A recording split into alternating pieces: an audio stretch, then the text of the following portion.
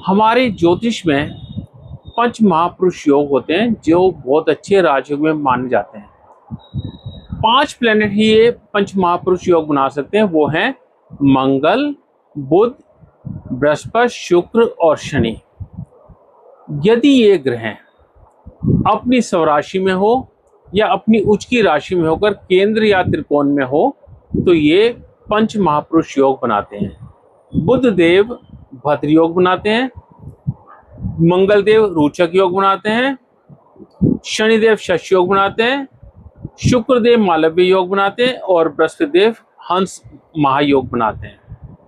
तो ये पंच महापुरुष योग यदि कुंडली में हैं तो क्या हम ब्लाइंडली बोल सकते हैं कि जातक भाग्यशाली है? सोचिए इसके ऊपर। चलिए मैं आपको एक उदाहरण से समझाने की कोशिश करता हूँ।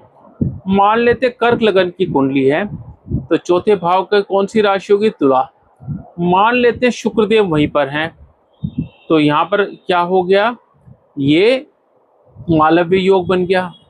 अब मालव्य योग में कहते हैं व्यक्ति के पास बहुत ज़्यादा भूमि, भवन, नौकर चाकर और धन, अच्छे वस्त्र, अच्छे वाहन, ये सब होते हैं और प्रचुर मात्रा में होते हैं। अगर भवन भी होगा तो बहुत बड़ा होगा। क्या हम ब्लाइंडली कह सकते हैं? मान के चलिए इसके ऊपर कोई किसी भी ग्रह की दृष्टि नहीं है। हम एक चीज से बच गए, ये कहने से बच गए कि चलो यहाँ पर कोई भी मैलेफिक इन्फ्लुएंस नहीं है, कोई नहीं देख रहा, तो ठीक है, ये तो अब तो इसको मालव्य योग का पूरा फल मिलेगा। जन्म कुंडली हाथ में आई और 5 मिनट में आपने विवेचना कर दी, ये ज्योतिषी नहीं होती। कुंडली आए उसमें समय लगाओ लेकिन गूढ़ उसमें करो। मैं आपको उदाहरण देता हूँ। मान लेते कुंडली में लगन 20 से 30 डिग्री के बीच में है तो शुक्र देव 22वें देश कोण के स्वामी हो गए और 22वें देश कोण के स्वामी होकर उच्च होकर बैठे हैं। ये मालव्य योग देंगे या साथ में प्रॉब्लम भी देंगे? या मान के चलिए कि नवांश में चंद्रमा जो है वो कुंभ राशि में है तो यहाँ पर शुक्रदेव 64वें नवांश के स्वामी हो गए। तो 64वें नवांश के स्वामी की जब भी दशा आएगी या 22वें देश कोण के स्वामी की जब भी दशा आएगी तो व्यक्ति को कष्ट होगा, कई बार मृत्यु या मृत्यु तुल्य पीड़ा भी होती है। और मान के चल लेते यदि यही शुक्रदेव 50वें द्वादशांश के स्वामी हो गए तो एक गंभीर जेनेटिक डिजीज हो जाएगी जो कि आगे उनकी पीढ़ी में चलेगी। तो कुंडली विवेचन में जो 5 मिनट में XYZ सब बताते हैं, ऐसे व्यक्तियों को मेरी सलाह है कुंडली में सही समय ले, सही टाइम ले और फिर उसके बाद सॉलिड प्रेडिक्शन करें। चलो इसी में एक और इंटरेस्टिंग केस में ऐड करता हूँ। मान ले शनिदेव भी यहीं पर हैं तुला राशि में, कर्क लगन की कुंडली है, शनिदेव तुला राशि में। तुला राशि शनिदेव की क्या हो गई? उच्च की राशि। अच्छा, केंद्र होते पहला घर, चौथा घर, 7वां घर और 10वां घर। चौथे घर में शुक्रदेव भी और शनिदेव भी है।